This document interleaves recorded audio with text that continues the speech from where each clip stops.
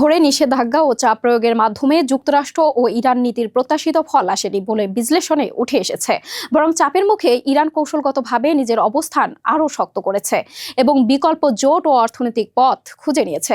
বিশ্লেষকদের মতে joint comprehensive plan of action থেকে যুক্তরাষ্ট্র সরে যাওয়ার পর কঠোর নিষেধাজ্ঞা আরোপ করা হলেও ইরানের অভ্যন্তরীণ কাঠামো ভেঙে পড়েনি, বরং তারা পারমাণবিক কর্মসূচি ও আঞ্চলিক কৌশলকে আরও জোরদার করেছে।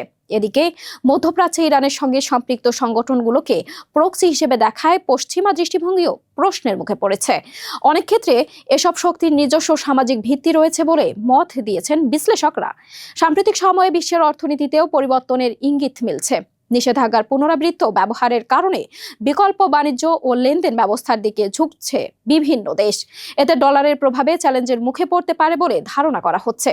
বিশ্লেষণে আরও বলা হয়, সামরিক শক্তি প্রয়োগ সবসময় স্থায়ী রাজনৈতিক সমাধান আনতে পারে না। ফলে বর্তমান বাস্তবতায় উভয় পক্ষেই সংঘাতের বদলে আলোচনার পথে এগিয়ে আসতে আগ্রহী।